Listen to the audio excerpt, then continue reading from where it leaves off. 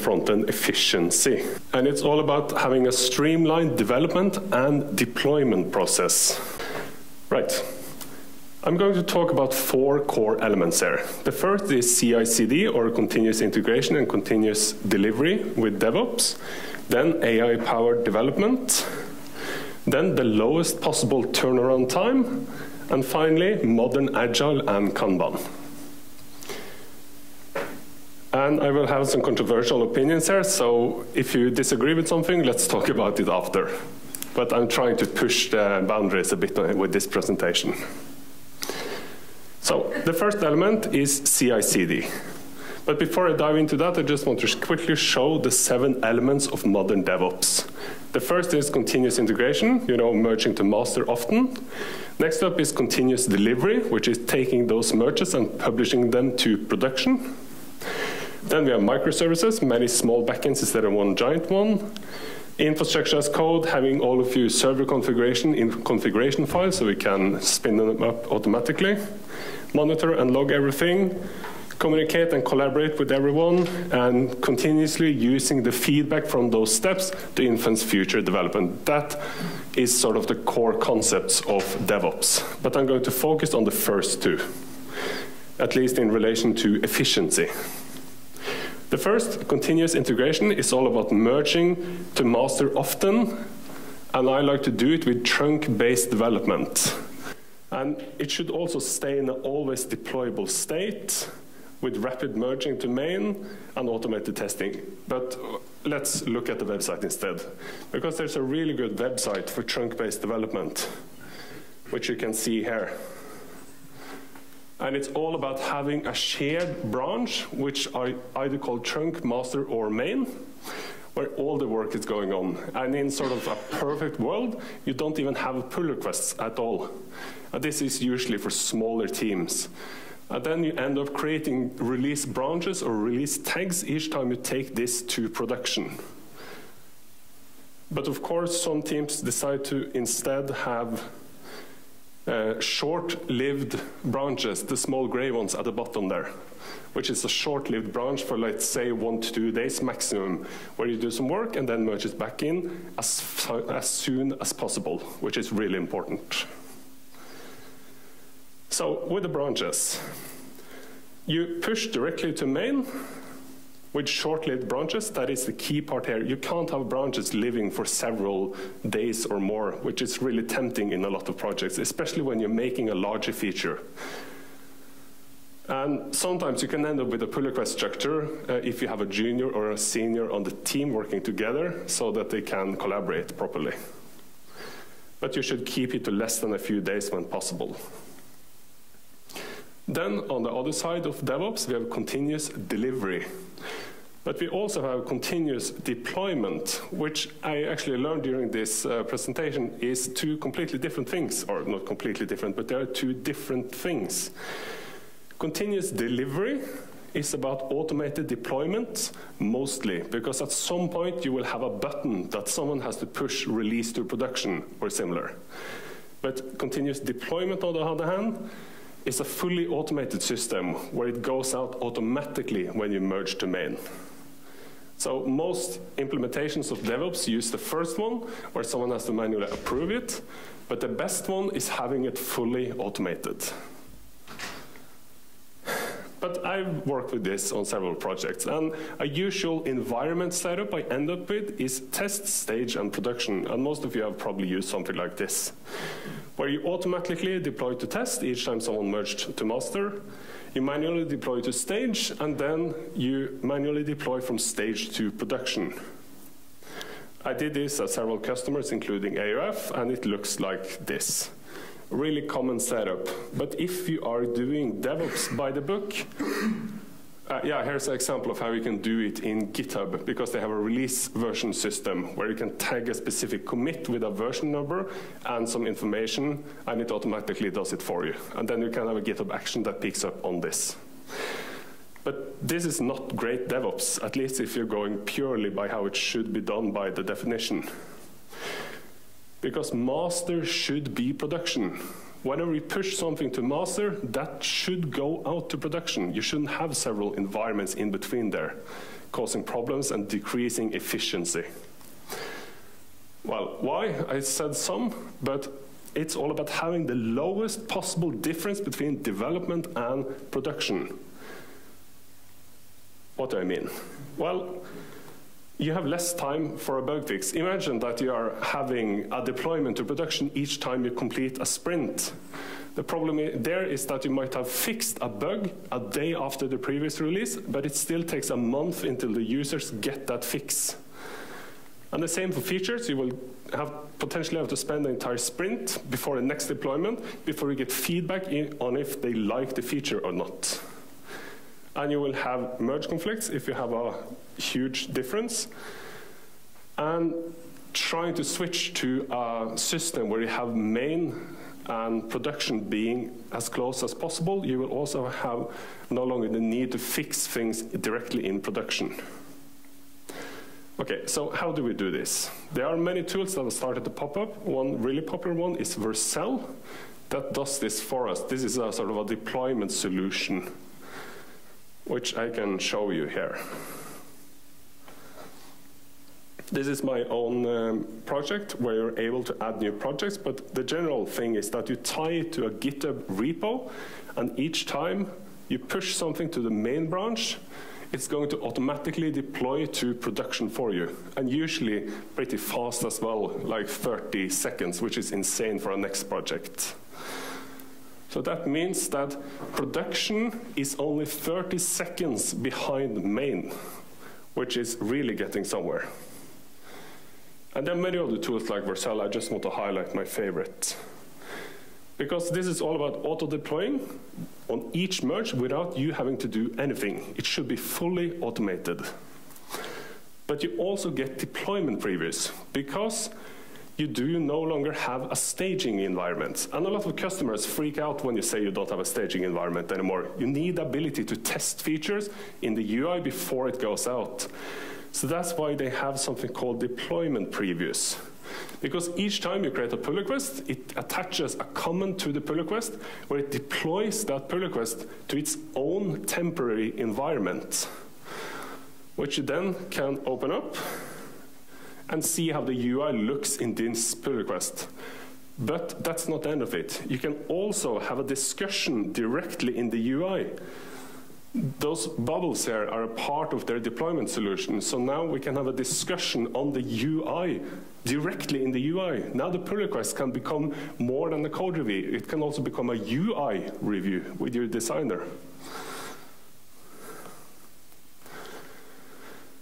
But in order to make this system work, you need feature flags. And most of you already know about feature flags, but the general gist is that you, based on a toggle, render or not render a feature at all.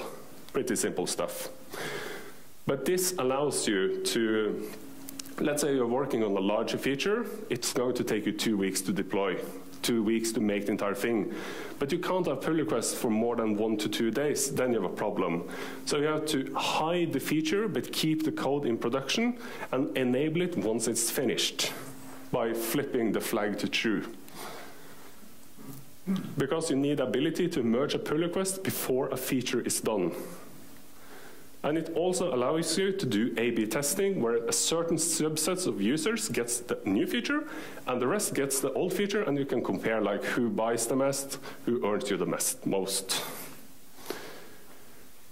But it's really important to remove them when you're done, and that's the step that's usually forgotten about, and you just end up with a long list of feature flags in the application. And that will lead to something called feature flag interference, where you have several flags that are getting really old, and they depend on each other. So when you disable an older flag, suddenly your entire application goes down.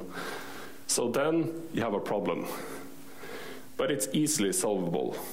Because they end up depending on each other, then you should try to remove them as soon as possible, at least within the first 3 months. And you shouldn't work on a single feature that you're hiding for bigger than 3 months, but that's another discussion. And you should also remove them when they are done, because once you have enabled them for all users, there's no reason to have it there. It's just going to tempt someone in the future to remove them. And my suggestion is trying to keep things fully automated from the beginning and scaling back as needed when the customer freaks out. And you also need a predictable deployment system, a system you can trust, and the system everyone on the team understands how it works. And that's why I really like tools like Vercel, because someone has made a really good tool that everybody understands how it works, and nobody's going to have to sit there trying to hack it, try to fix it, and it will not break, at least not as often as doing it yourself. And I also want to highlight two of the tools they have in the portfolio. The first one is Turborepo, which is a monorepo build system, which is really cool. And one of the key features is remote caching, where if you are running a build locally, it's going to take, let's say, 10 seconds each time you run it. But with remote caching, you can get it to cache after the first execution on the left, and then using the cache for the subsequent builds after that. So you can speed up build agents. If I check out someone else's pull request, it will compile instantly, and things like that. They also have something called TurboPack, which is sort of a successor to Webpack that's in heavy development, but it's supposed to speed up compilation times, which you can't use it right now, really, but it's going to be something to look out for in the future for efficiency. Then we have AI-powered development, the second part of the presentation, where I'm going to talk about GitHub Copilot, OpenAI's ChatGPT, and Grammarly of everything.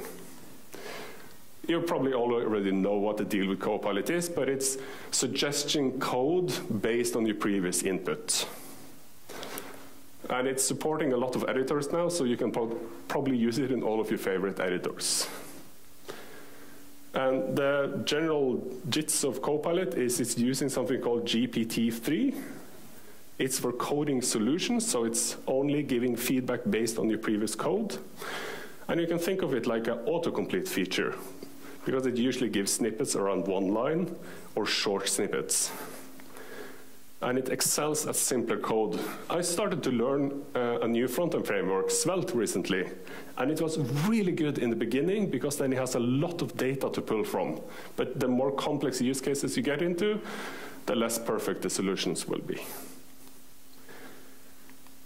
So here's a simple example of how it works, if anyone haven't seen it. It just highlights the suggestion in gray there, and you can press tab to get it to write it for you. And it can also use it based on comments as well and generate suggestions based on that. So it's using the entire context, like functions, variables, comments, everything, before to try to estimate what you want. But naming is key, and if you're good at naming, you're going to get good suggestions. That's the key here. And it's actually, the underlying technology is exclusively licensed to Microsoft. That's why you're not seeing any competitors to it right now, because nobody else is allowed to use it. And some statistics, they used 54 million public GitHub repos, and for example, 159 gigabytes of Python to teach this AI model. But it's going to generate insecure code, so you have to check everything that it writes for you. But personally, it helps me a lot. It's best for one-liners, but I only have to check what it's outputting, and it's not a replacement for a developer, it's only a helping tool. And it's sort of finish a thought territory. Like I'm trying to write some code to reverse a string. Yes, it does it for you. It just completes it as you're writing, which is really nice. And it actually helped me with the presentation, but sometimes it goes a bit haywire. And a few advanced tips on how we can use it is, well, once again, naming is everything, so get the namings correctly. Then you can use it, for example, in other languages. It supports most languages. You can use it to translate between languages. You can use it for regex, but now you're touching on the insecure part, because if you don't know what it's doing, then you're sort of trusting it, and then it can give you something that's really bad without you knowing it. So you always have to understand the code is writing, which makes it a bit problematic with translations. But you can quickly check that, but then you're doing it manually anyway. And you can also press Control-Enter, at least on Windows, to get up to, here it's 13 different suggestions on how to solve a problem. So if you're not satisfied with the suggestion it's giving you, you can ask for more of them. And they're actually extending Copilot in many cool ways. One of them is the ability to use it by just voice. So you can use it like Google. Just give it voice commands, and it will write the code for you. This is a feature that's still in alpha, and you can't use it currently, but it could be cool for people that can't type or that are lazy. And it's also for CLI, so fun that we had a presentation on CLI right before mine, because it's going to help you write command shells for you.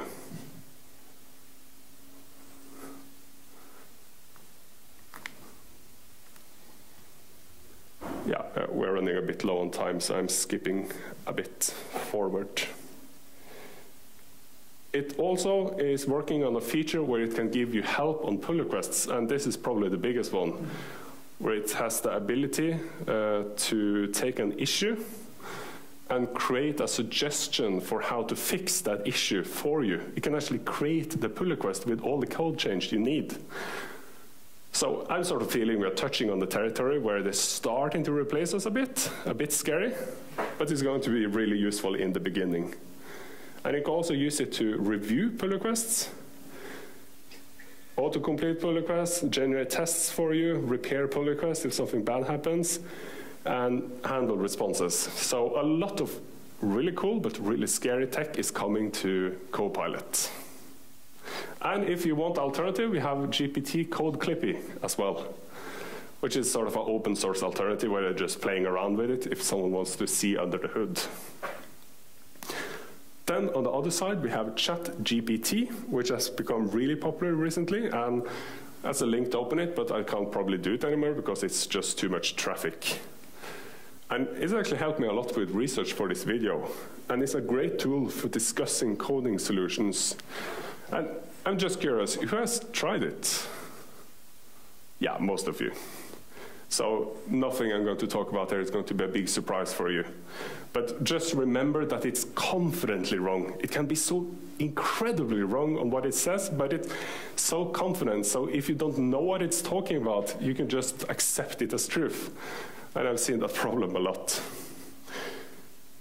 But it helped me with some discussion on bureaucracy, itself against Copilot, coloring for the different elements here. But I saw that this is one of the problems AIs really struggle with, spatial reasoning. So it's unable to determine if a mobile phone can fit inside a cereal box. That's the type of question you can try with AIs to really get them to start spinning. And you can have a bit of fun with them, of course, as well.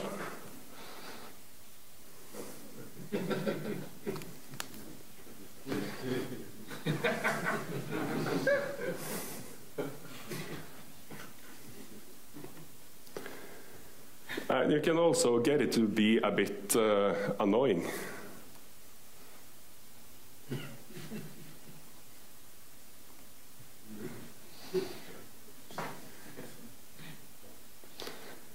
So there are a lot of things you can do with this AI, but it's a really great communication tool, but keep this in mind.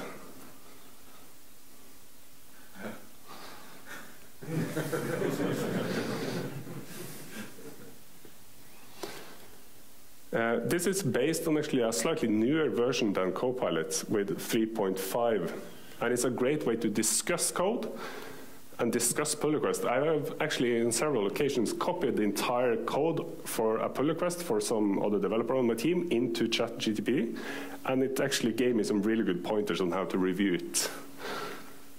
But you can actually jailbreak it as well, because they put some limitations on how you can use it that you can bypass, because trying to get the AI to not do something, it's really hard.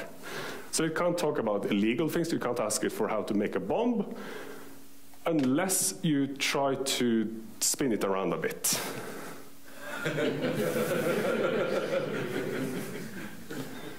And they have blocked this approach after this came out, but they sort of have to do it like whack-a-mole style.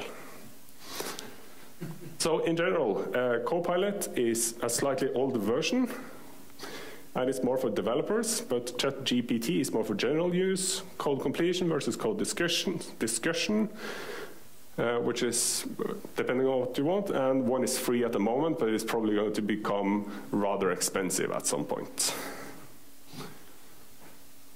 Yeah, I don't have time for it, but there's also an AI dungeon for those who like the type of old games where you get some text and you can change the story based on what you're writing. This is powered by AIs like this, but I don't have time to show it.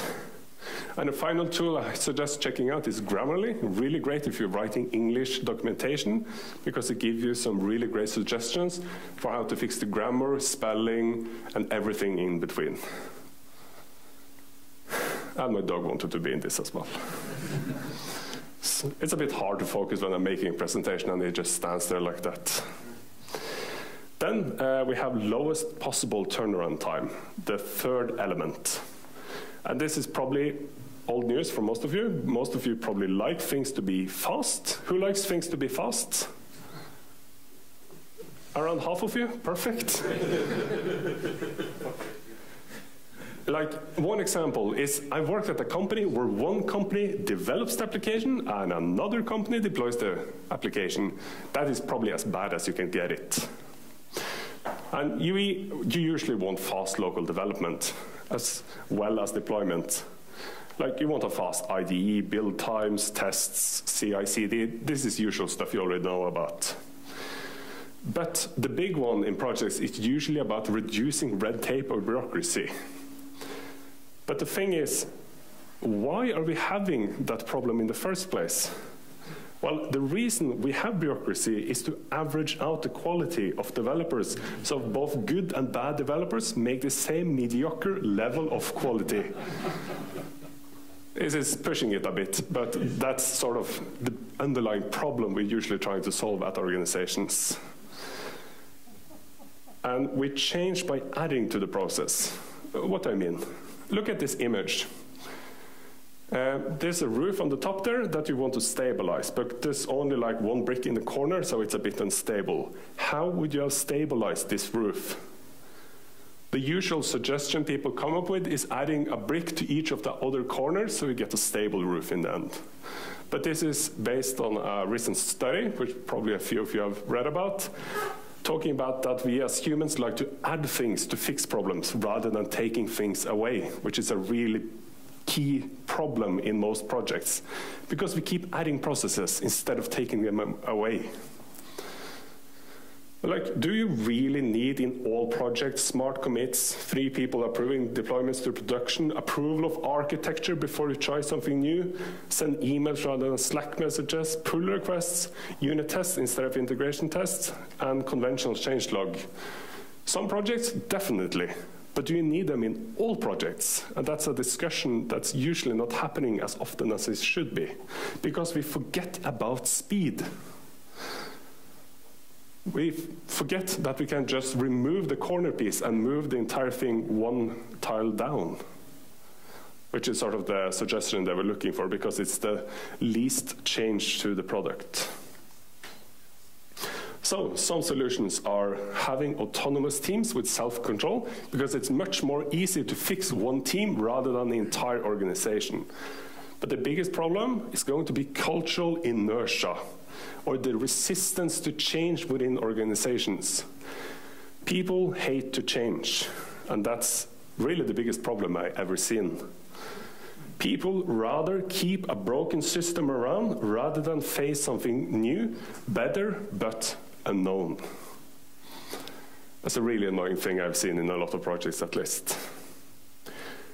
And then I want to quickly touch on code collaboration, because the modern pull request process has some problems. You don't have any direct communication. I create a pull request, and someone goes into the pull request at a later point, adds some comments, and then I come back to it at a later point. That doesn't really work well. And you can end up with approval fishing, where I just send the pull request to everyone here, and the first one to approve, perfect. Don't need anything more. And you don't really understand the code, and it's not a great place for discussions, not in my experience at least. And you can be stuck for weeks in a pull request stage. And that's really bad if you want to do chunk-based development, where the branch should be gone by 2 days. And you don't care, that's the end result. And there are some videos starting to pop up on this issue actually as well. But there's a really good way to fix this, and that's pair programming. But not everyone is going to do pair programming. That's the gold standard for it. What you can do instead is a live code review, which we used on our previous projects, and it works really well. You just create a pull request on GitHub, you just sit down, go through the project or the code review line by line, and just discuss it. Get it over with as soon as possible. And then you can work with developers you trust, learn from each other, and know that pull requests are not the only solution. For example, live code reviews. Sitting together sometimes is the best solution to all problems. Then the final element of the presentation is modern Agile and Kanban. Just some pointers I've seen over the years doing this. I want to sort of transcend Scrum because you know the Agile principles already, individual interactions over process and tools, and the rest. They're still relevant, but I'm not going to go too much into detail because we're running out of time here. And there's a website dedicated to a modern approach to Agile as well, if anyone wants to dive into that as well. But everything started with waterfall, and then we got Scrum, but Scrum has some issues we should try to fix. But most teams are using Scrum. The vast majority of teams are using Scrum. And one of the biggest problems is the sprint turnaround time, where you have a sprint that's like 2 to 4 weeks long, and that really invites you to deploy after each sprint. So you get infrequent deployments, and you get broken promises, because you also said you were able to do these certain tasks within the sprint time, but of course something happens and you're not able to do it, and the customer gets mad at you. And quality ends up falling as you try to increase speed in the project to overcome this problem. So one solution to this, among others, are Kanban, which is all about a continuous sprint, continuous deployment, continuous improvement, continuous learning, and the rest change. But most of you know what Kanban is. Who knows what Kanban is? Yeah, okay, I'm skipping over it. This is a Kanban board. Everybody knows what it is. Quickly, I just want to mention some key insights we learned about how to refine tasks at our previous project, which worked really well when we managed to implement it. Because it's so easy to enter planning with many questions. I've been in so many sprint planning meetings where you basically don't know what you're supposed to do in half of the tasks, and that is so annoying. And in general, you have to land the design and the feature before that meeting. We keep forgetting that that meeting is about assigning what you're doing, not trying to figure out what you're supposed to do in the first place. And you need several rounds of refinement. And just remember, it's not a task discussion meeting at all. Some videos on that as well, actually. But touching on this slightly more, there's also a movement now called no estimations, because at the end of the day, it's guessing. And then you get a false sense of security. I say it's going to take 5 days, and then it's 10 days, and everybody hates me. And we don't make cars, we don't make the same product over and over again. So I can't tell you how much time it's going to take, because I've never done that thing before, ever in my entire career. At least not in that environment. So some people try to switch to story points, and I think story points is a good step in the right direction, but just know that there are some problems with that, which probably most of you know already. And that is that it's an estimation of complexity, not an estimation of time, but that's what it's going to turn into in most projects. Like 5 story points, what is that? The customer demands to know, and then you say, 5 hours. But it could be 5 days, because it's just the complexity part. So what can you do? One approach I've seen to solve this estimation issue is to just have the most important task on top, have each task at a sort of similar size, refine them well so everybody knows what they're all about, land the design, and focus on value. Then you can end up with an approach where you can see the speed of the development based on how many tasks are completed. And the task creation flow I've used in the previous project, which I highly suggest, is when a new task is defined by the customer, you do a rough refinement just to understand, like, is this a really bad idea or can we do it at all? Then do several iterations on the design and refinement of the task, including a developer. Because the problem is that usually nobody knows what the customer wants until you have made something that they don't want.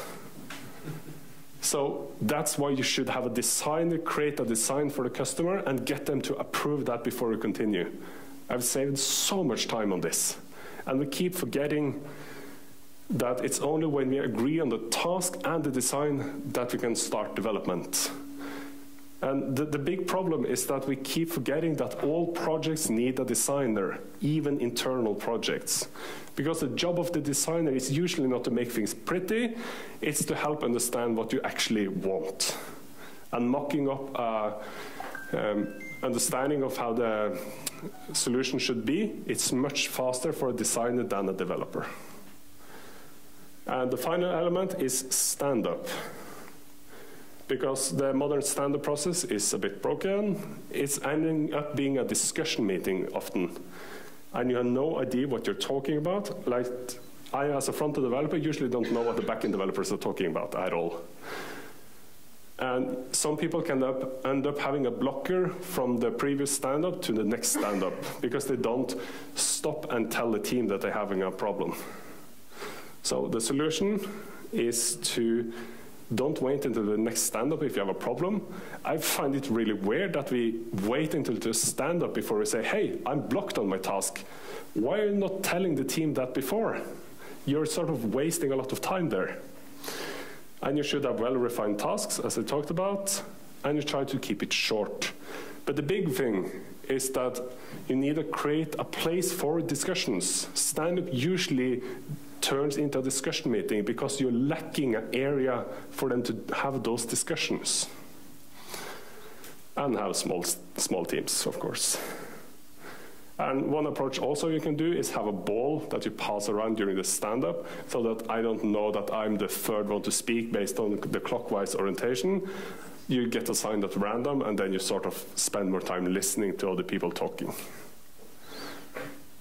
But of course, the general gist of the presentation can be summarized as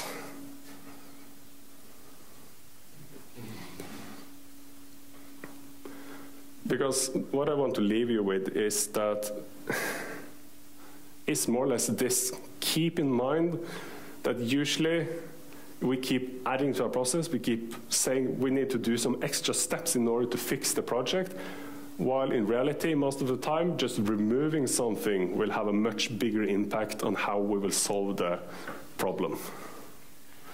And that's the end of my presentation on those 4 elements. Thank you.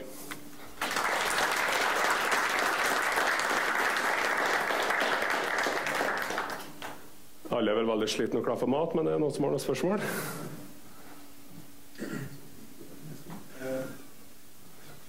Ja. Tidligere i processen, så snakkede du om, hvor det er Vertex, det testoplæg, som sætter op en version af koden i et separat miljø. Ja, deployment previous. Ja, men der har vi jo lidt en udfordring, hvis det er, at man ønsker at søge, skal vi sige, integrationstester mod eksisterende tjenester. Ja. Det jo kræver, at det konfigureres op på en eller anden måde, hvis de også skal op og køre op i nye versioner og koordineres. Ja, deployment previous blir jo vanligvis for frontend-løsningen. Så hvis du har noe hvis du på backend-siden har en god del integrasjonstester, så må du kanskje finne på en litt annen løsning for å komme rundt akkurat det problemet. For det var litt det du tenkte, kanskje? Det var litt det jeg tenkte, fordi jeg tenker at vi gjør noe tilsvarende, så vi støtter, at der skal det sammen har et veldig fancy system, veldig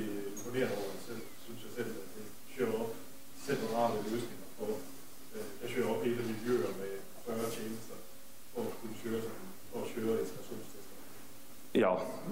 Men der løber det så inn, så blir det plutselig ikke så hurtig tynnere. Det tar jo litt tid det også. Ja, det er kanskje en del av en mye større diskusjon akkurat her, men jeg synes det er veldig dårlig approach at du kjører integrasjonstester på det nivået, for du bør helst kunne ha tester som kan kjøre såpass fort at du ikke må kjøre dem i en separat instanse fra resten av løsningen. Men igjen, det er veldig masse offentlige institusjoner som har veldig sinnssyke krav, så jeg skjønner problemet, og det er et område jeg tror det må gjøres en del jobb på. Det er litt sånn, hva skal jeg si, det du sier her, hører mange andre også si, og så tenker jeg at det hadde vært fint å være en sånn verden. Fordi at det som jo ikke ofte kommer så godt frem, det er at dette funker veldig bra i enkelte kontekster, mens det vil ikke virke i andre kontekster. Og skatteetaten er kanskje et veldig godt eksempel hvor man må gjøre litt mer enn å ha 2 dagers bransjer før man giver det i produksjon. Fordi at konsekvensene med feil er så store, og så skal vi gå og spise da. En ting som, hvis du skal holde dette som, hvis du bygger en presentasjon, så savner jeg det som jeg har sett vært nøkkelen til å få til mye av dette her, er gode automatiserte tester. Ja. Fordi hvis du prøver å gjøre dette uten gode automatiserte tester, så lykkes. Fordi at vi er mennesker, vi gjør feil, og de testene er der grunn. Ja. Jo, men det er noe med å... Jeg vil gå så langt som å si at det er nøkkel. Det synes jeg skal være... Hvis du er enig, så vil jeg tatt med den. Ja, jeg er helt enig, og det var en bit jeg skulle egentlig snakke om, men presentasjonen ble litt for lang, så jeg kuttet deriblant akkurat det området. Men det er et veldig godt poeng. Bare en tanke at du forandrer sånn at det var en effektiv frontend, så det er egentlig ikke bare frontend, men det er egentlig... Ja, jeg toucher på hele stacken, helt klart. Det er bare jeg ønsker å... Ja. Det var mer rundt deployment-rutin som kanskje ble litt frontend-spesifikt, men jeg ser poenget ditt veldig godt, ja. Yes, nei, veldig interessant det der med om PR og par-reviewing, da, fordi det er litt sånn, jeg føler også det er også noe man kan bruke på for eksempel debugging og komplekse problemer for utvikling. Så jeg synes også det hadde vært positivt at det er en PR, at det kan fungere utrolig sånn langtekkelig, liksom. Og den annen ting du sa da med at det er like forandring, det er veldig sant. Det tror jeg liksom det er noe sånn den menneskelige natur. For det ser man det er opplevd så mange ganger. Så kanskje sånn, jo lenger man har vært et sted, jo mindre lyst kan man til å gjøre ting på en annen måte. Ja, jeg vet det er veldig masse prosjekter hvor jeg kommer inn og vi sier litt sånn, det er best at vi bare gjør noe til å begynne med, og så fikser vi etterpå, men du kommer aldri til å endre den prosessen i etterkant, for da har du bare blitt vant til potensielt gærlig måte. Så jeg er litt fan av å bruke litt ekstra tid i begynnelsen for å lande på noe bedre. Så det med å kutte, også, sånn, kutte ned på prosesser, kutte ned på hva, man har som regel for mye. Ikke sant?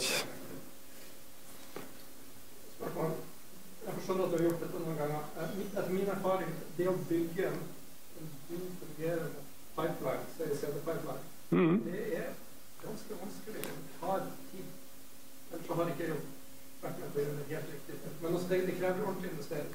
Samtidig så kommer du inn, og du har jo derfor jeg tenker at man må begynne å vise resultater ganske tidlig. Hvordan klarer man å balansere det her? Er det noe snarveier til en CD-pipeline? Ja, for eksempel Vercel, da har du alt unntatt testinga da, selvfølgelig. Men hvis du da også får på veldig gode integrasjonstester som fyrer på alle pull requester, så er du sikker på at når den går gjennom pull requesten, og den går grønn, så er du jo trygg på resten av stegene.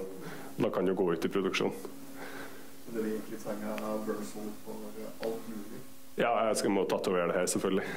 Ja, men Vercel er vel egentlig stort sett på tekst? Ja, du kan bruke på alt mulig annet, egentlig. Hva får du deploye ut Java? På fronten i hvert fall. Det fronten, det er så langt jeg skal strekke meg.